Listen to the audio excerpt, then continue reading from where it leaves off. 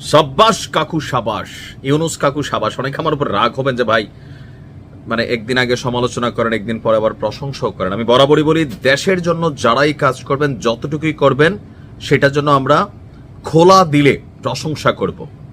আমরা চাই বাংলাদেশ এমন একটা রাষ্ট্রে পরিণত হোক লাইক উত্তর কোরিয়া, যে আমাদের উপরে কেউ ছড়ি ঘোরাতে অথবা আমাদের উপর প্রেসার ক্রিয়েট করবে অথবা ধমক দিয়া বড়াই ফেলবে আর আমরা বাধ্য হইয়া বইরা যাব।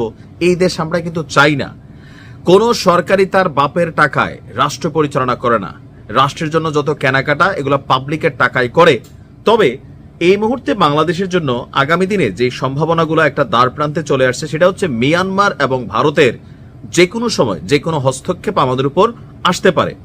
সেই হস্তক্ষেপকে সামলানোর জন্য বাংলাদেশ কতটা প্রস্তুত? যথেষ্ট অপ্রস্তুত সামরিক দিক থেকে, ইকুইপমেন্টের দিক থেকে। বা ডক্টর মোহাম্মদ ইউনুস ক্ষমতা ছাড়ার আগে একটা কেয়ামত ঘটাই দিচ্ছেন। লাভ ইউ কাকা। অন্তত এই নিউজটা যখন আমরা পাইলাম গতকালকে, আমাদের উপদেষ্টা আসিফ মাহমুদ তিনি একটা পোস্ট করলেন। আশা করি এই কথাগুলো সত্য হবে, যদি না হয় পরে আমরা আবার তুলোধুনো করব। দেশের আকাশ প্রতিরক্ষাকে শক্তিশালী করতে এবং বিমান বাহিনীকে অত্যাধুনিক বাহিনীতে পরিণত করতে বড় পদক্ষেপে যাচ্ছে অন্তর্বর্তী সরকার। তো টার্গেট কি? ইতিমধ্যে আমরা জানি ভারত পাকিস্তান যুদ্ধে ভারতকে নাকানি চুবানি খাওয়ানো, ফ্রান্সের সেই রাফাল টাফালকে উড়াই দেওয়া, চীনের যে জে-10C নামক আপনার যুদ্ধ বিমান, সেটা বাংলাদেশ কিনতে যাচ্ছে 20টা।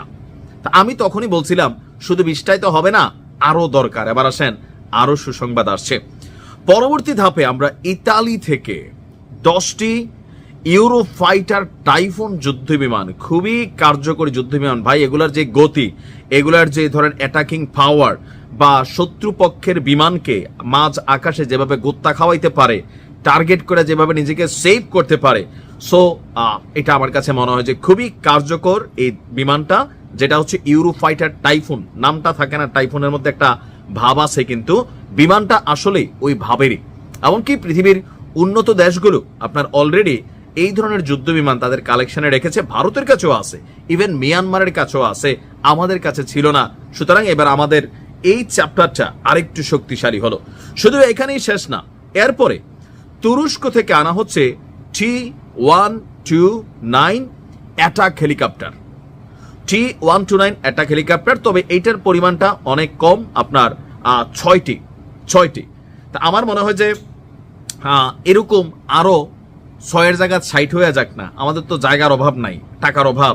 প্রবাসীদের কাছে আরেকবার হাত পাতেন, আমরা দিয়ে দিব। বিশ্বাস করেন, আমি চাই আমার সামরিক বাহিনী, সেনাবাহিনী, নৌবাহিনী, বিমান বাহিনী, আমাদের এই সেক্টরগুলো এনরিচ থাকতে হবে। আমরা কারোর সাথে যুদ্ধ চাই না, তবে কেউ যদি বাংলাদেশের উপর ছড়ি ঘুরাইতে আসে, তাদের মাথায় থাকতে হবে ঠিক আছে বাংলাদেশ 10টা খাবে, কিন্তু বাংলাদেশ একটা হলেও রিটার্ন করতে পারবে। এই জিনিসটা মাথায় থাকা জরুরি, যেটা উত্তর কোরিয়ার বেলা হয়।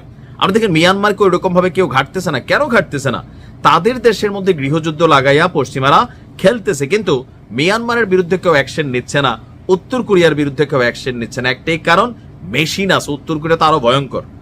তো সেই ক্ষেত্রে বাংলাদেশকে শক্তিশালী করতে, সার্বভৌমত্ব, নিরাপত্তা নিশ্চিত করতে যে কোনো পদক্ষেপ যেই সরকারি নেক, টাকা তো রাষ্ট্রের, ডক্টর ইউনূস নিজের পকেট থেকে দিবে না। বাট এই যে সিদ্ধান্তরা নিছে, এই সিদ্ধান্তগুলাই কেন আরো আগে নেওয়া হইলো না? নাকি বাজেটে কুলায় না? কারণ এখানেও হাজার হাজার কোটি টাকা খরচ হবে। হোক না, এই জিনিসগুলো দরকার। আমরা চাই আমাদের সামরিক ভান্ডার আরো শক্তিশালী হোক, আরো সমৃদ্ধ হোক, যেন যে কোনো পরিস্থিতিতে অন্তত আমাদের উপরে কেউ ছোবল মারলে আমরা ফুস করে উঠতে পারি। ধন্যবাদ।